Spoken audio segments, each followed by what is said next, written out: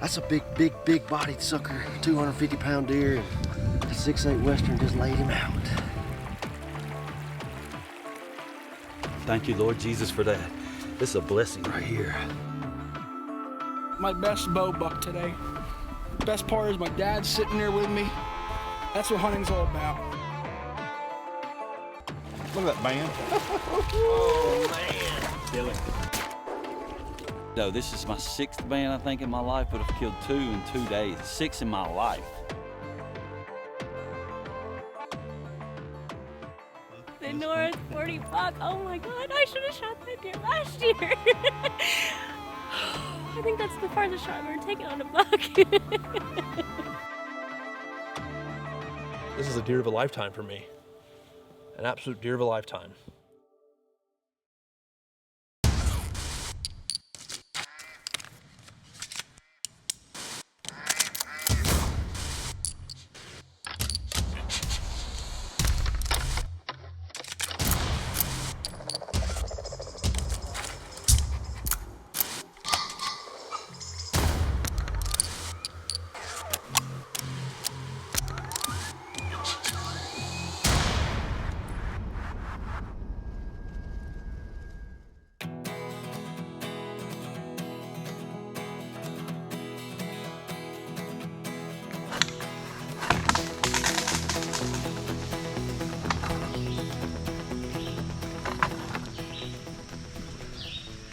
That opened her up.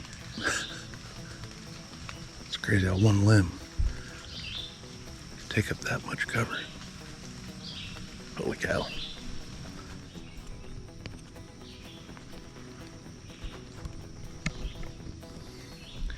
What's going on, guys? We are, I think it's like July 12th, I think today. So today, actually a beautiful day for today. It's been raining all morning. I got quite a bit of rain this morning, but I think the rain's just about stopped. Sun's not out, and it's cooled off pretty good. So I try to take advantage of that stuff as much as I can in the summertime, especially when it comes to trimming sets. That's what we're doing here today. I've got a lot of sets hung, a lot of existing stands, a lot of new ones. But what I'm doing today now is a lot of the sets we know that we're going to be hunting a handful of times this fall. I'm trying to get in and get them all trimmed out, ready to rock for this fall. That way I can let them settle. I don't have to disturb them any more than I have to.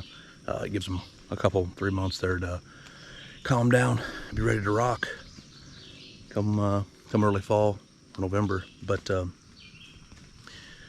know if you guys can tell or not. I'm gonna kind of give you a little look here. What we're doing today, one of the things I kind of want to point on is as I trim here, as you can see, there's a big hole right there.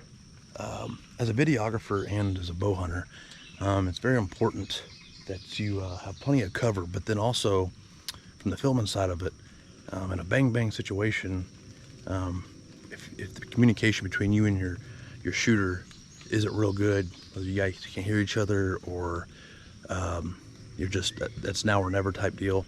When I like to make my shooting holes, I like to keep a balance of a big hole, and we're probably going to end up taking this limb out right here. As you can tell, no matter if it's here or all the way over there, I'm going to be able to know as a camera guy right over the shoulder that is even as a hunter, I'm going to know the camera guy, as long as he's filming, he's going to be on it, and he's going to be nowhere, no matter where I stop him in that hole, it's going to be good. Now anything real close, I do like to keep it more holes. That way you have plenty of cover and they don't look up at you. But when things are a little bit more further out in front of you, as long as you're sitting still, a lot of times you're going to be okay. Like you can tell, we have a pretty good backdrop here. We have a huge tree right behind us, bunch of limbs and cover on it. So I'll probably do the same thing, as you guys can tell, over here. I'm going to trim that tree off there. It'll give me a big hole back there, just in case something's cruising, they hold up, they don't quite make it to here. But then as they do start to come down through here, I'm going to leave all that thick stuff right there, and then have a big hole here, and then gives me another spot to draw, and then it gives me another big hole right there. And a lot of reasons why I like to do that is because a lot of times if you're in a good spot, you can just get a random buck just cruising and he's all by himself, nose to the ground. I tell you what, you could be sitting on the ground and get away with it. But a lot of these spots here we have, typically they're gonna have 5, 6, 7 does, especially in the afternoon, all around us. And those are the ones that will get you in trouble. So as your eyes are focused on that buck, a lot of times you forget about the does that are underneath you. So I like to have as much cover as I can to where I'm not getting handcuffed. So often you're watching these does over here and a buck slips in on you, and then you got to reach for your bow, get your feet positioned, communicate with the camera guy, turn cameras on, whatever, and then get your bow drawn and shot. So that allows you to, by giving yourself big holes, so you know that no matter what, anything in here, you're gonna have a shot. Anything over here, you're gonna have a shot. And then anything real close, I leave out little probably trash can lid size holes everywhere, so that I can pick a spot. And you generally, you can get a shot through tight holes like that pretty easy up close. So, but anyway, I just kind of wanted to let you guys know kind of what our thoughts. Also, what I like to do in a situation like this, if I do feel like I've kind of cut out a little too much, especially come fall when all the leaves drop, what I like to do is I'll cut some cedar limbs or a bunch of big fresh like pine limbs, or not pine limbs, but like oak limbs. It's still got a lot of leaves on them, and they'll stay on the leaves. Even though they start to die, the leaves will stay on them for a while, and I'll come up and shove them underneath the stand, kind of build like a little nest. That'll just kind of, out of their peripherals when they're walking by, they don't skyline you, I guess you'd say. But I do that quite often. Or I'll take limbs also and then just kind of shove them in the platform of the stand and kind of stick them up about waist high, so that whenever you stand up or strategic spots, you can still shoot, but then it gives you pretty good cover. So I hope that helps, guys. Just something I like to do, something I'm kind of really picky about, especially as this fall when it comes to when all these leaves drop. It should be I got a pretty good feel about what it's going to look like. But I cannot stand to have a big area, like originally, like this whole big area right here. It wasn't too bad for a gun, possibly. There's enough holes with a gun, but for a bow, if anything went through here and down through here, and right through there, I would never got a shot. And that's frustrating. You sit here long hours, all because you're too worried about your cover, and then or you were too lazy in the summertime to come out here and trim them. But that's what we're doing here today. I'll spend probably the next solid month now, almost all the rest of July. Any couple 3 hours that I get, I'll get out and just start cruising through on good sets or sets for this fall and start trimming them out. So, since the beginning, Browning has strived to be an industry leader in innovation and technology, speed, reliability, and one of the lightest recoiling shotguns on the market today, the Maxxis 2.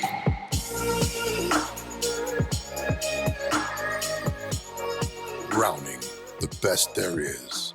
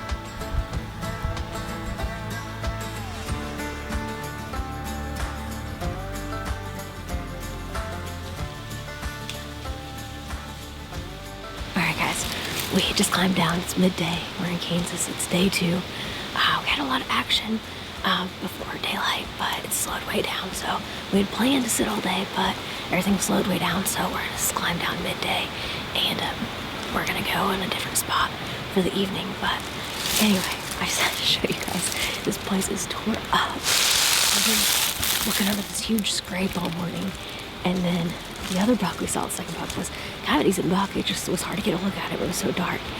But he came over here and did some work on this from right over here, and you guys have got to see this. This job is absolutely crazy.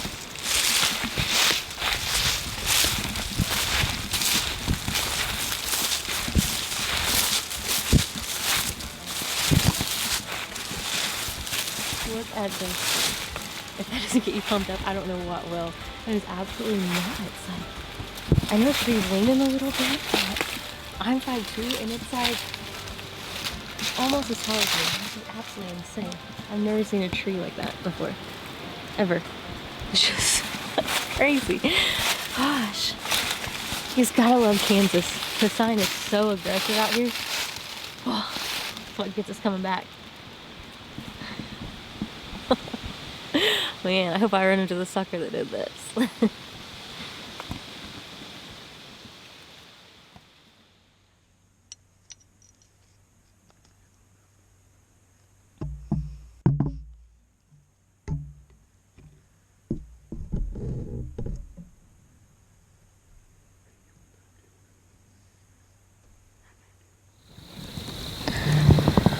It's day 3 for me here in Kansas, and it is officially sweet November. This is the coldest morning we're gonna have the whole trip, which is absolutely crazy because usually it just keeps getting better and better. But today and tomorrow are definitely gonna be our better days, and we finally have a north wind today, and it's possibly our only north wind of the whole trip. So we have packed lunches, and we are in it for the long haul today. This is one of my favorite spots. Josh shot ribcage here last year, and it just seems like every time we see her, we have an encounter with the shooter. But anyway, we had a pretty cool encounter last night. It actually warmed up on us, and I wasn't expecting a lot, but we had a borderline shooter come in, and we had a decoy out, and it was pretty cool just to see him like come in. And I told myself, I'm like, I couldn't make up my mind, but I said if everything was perfect, then I'd probably shoot him, and it wasn't. We lost light pretty quick, and he went on the wrong side of the decoy. But you know, I don't know, everything happens for a reason. But I definitely feel good about these next 2 days, so we're gonna sit tight and just grind it out.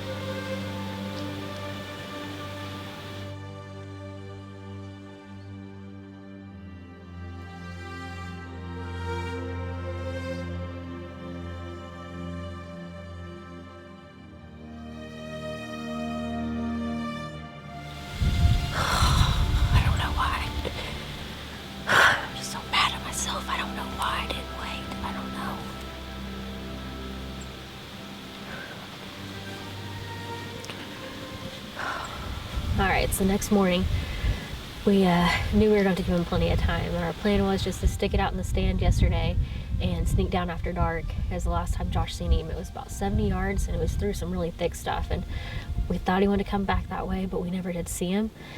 And we were hoping at dark we could get a glimpse of that lighted knock, but we just didn't. We didn't see anything. So our plan was to get down and go all the way around and head to the truck and get some lights and come back. But on our way out, he must have somehow double backed on us, and we seen the lighted knock, and it looked like it was still in him, and like it was breathing, moving just a little bit when he was breathing. So we decided to back out again and go all the way back around behind the stand and sneak out that way so he couldn't wind us. And we just decided to give it all overnight then. But it's been about 20 hours now, so hopefully he should definitely be down now.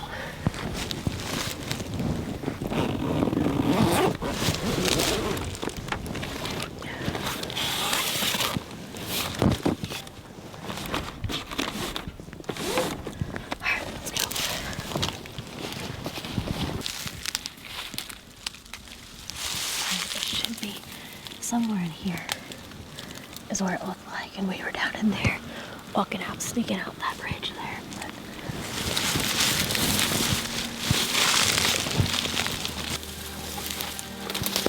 well, there it is. Just not attached to my deer still.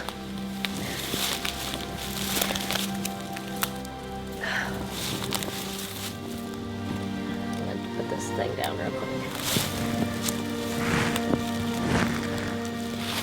Well, it looks like I got more penetration than I thought. We thought I went right up to the wrap, but I went up to at least the fletch here. So I definitely don't think that's what we seen last night, because he had to have gotten up, because last night it seemed like it was up like this and kind of moving. So I don't know. Let's go see what we can find out. I don't think we're going to have much for blood. Can you see any blood there at all? No, I don't see any blood. He had to be bedded right there. That's not very far from, I don't know. He had to double We were back because there. he came. Yeah, we shot We him. didn't see it. We shot him right over there, about 100 yards. Yeah, we must have just been looking. We thought for sure he was in that direction, and we were both looking that way, and then he doubled back and came that way, I guess. All right, well. I'm gonna try to find some blood.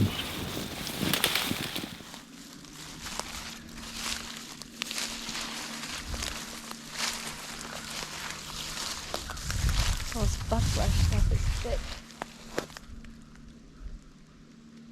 There's no way we could have seen that knock like that. There's no way. He had to still been there. He's still been alive last night, so I think we definitely made the right decision to go ahead and back out and give him overnight.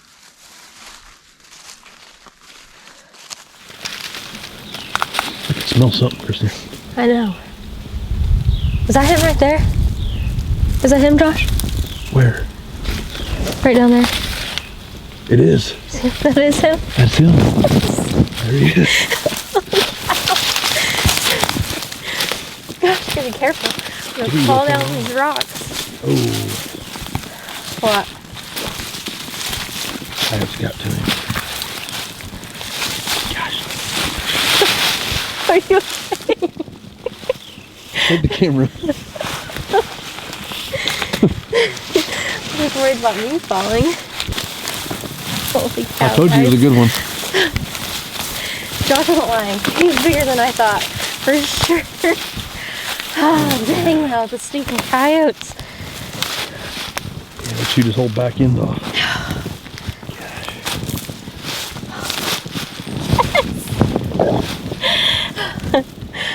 Sit down. Heck yes, this is definitely not how you ever want this to end, but holy cow, look at that buck. It's a stud. We don't even... Just a sec. Okay. Teresa says just a sec, she's gonna have a moment. Yeah. Sir, we don't have time for you to have a moment. But holy cow, like, we don't even really think we know this deer. Like, it might be one that was running with the buck Josh shot last year, ribcage, but I mean, we haven't got a glimpse of him or a picture of him in a while. So, oh my gosh, look at all that character. And he's even got a little bit of velvet left still there. My first drop tine buck. Get 2 drop tines. Look at that. And a big flyer up the back.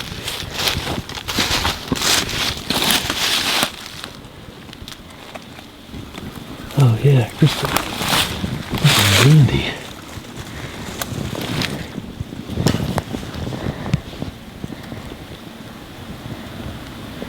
What do you think about that? Such a beautiful buck. He's awesome. I think he's definitely something like Curly's genetics, for sure. You gotta love Kansas.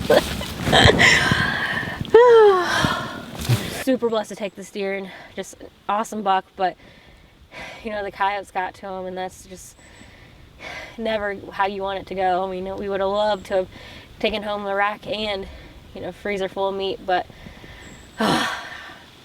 that's the first time that's happened to me, and just, it makes you sick. It's a sick feeling, but good thing the coyotes don't eat the antlers. This is a gorgeous buck. What a roller coaster, man. And that's a testament to why I shoot a fixed blade. A slick trick did its job. Tell you what, the shot, it wasn't ideal, it wasn't perfect, it wasn't what I wanted, but I mean, I only shoot 50 pounds, and you know, I draw length 26, so I definitely have to have every advantage I can. And you know, I had no problem. I didn't get a complete pass through, but my broadhead did poke through on the other side and did the trick. So yes.